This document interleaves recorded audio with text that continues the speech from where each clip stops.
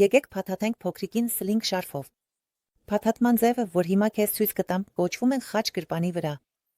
Սա փաթաթման ձև է հյուսված շարֆի համար, ոչ թե տրիկոտաժի։ Դրանց տարբերության մասին լսիր նախորդ դասում։ Խաչ գրպանի վրա փաթաթման ձևը ամենաունիվերսալներից մեկն է։ Այսպես կարող ես փաթաթել թե նորածինին, թե ելկամյա երեխային։ Փաթաթման ամբողջ ընթացքում մեզ համար կարևոր է հետևել երկու բանին։ Նախ չպտտել շարֆը եւ երկրորդ այն հավասարաչափ ձգել ամբողջ լայնքով։ Ուշադրություն դարձրու։ Փոքրիկի ոտքերը ես անցկացնում եմ իմ ձեռքով, ոչ թե գրպանի կտորով եմ բռնում։ Սա շատ կարևոր է։ Գրպանը բացում եմ մինչև երեխայի ուսերը։ Անհրաժեշտության դեպքում կարելի է մի փոքր լրացուցիչ կտոր դուրս բերել, որի մեջ կլամ փաթաթել գլխի աջակցման համար։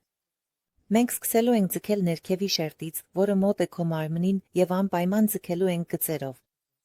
Սլինգի հիմնական առավելությունը ցանկացած այլ տեղափոխման միջոցի նկատմամբ հենց այն է, որ այն կարելի է ձգել կետային, այսինքն հենց այն տեղում, որտեղ թուլություն կա։ Մենք մտովի բաժանում ենք փաթաթումը լայնքով 3 մասի եւ յուրաքանչյուր մասը առանձին ենք ձգում։ Երեխայի նստատեղի տակ եւ նրա ոտքերի ու քո մարմնի միջև խաչում ենք կտորները եւ պտտում դեպի հետև, որպես պարաններ։ Այնտեղ կապում ենք հանգույց, այն պարտադիր պետք է կրկնակի լինի։ Հիմա քեզ ցույց կտամ, թե ինչպես պետք է արձակել փաթաթումը եւ մաղթում եմ հաճելի սլինգով տեղափոխում։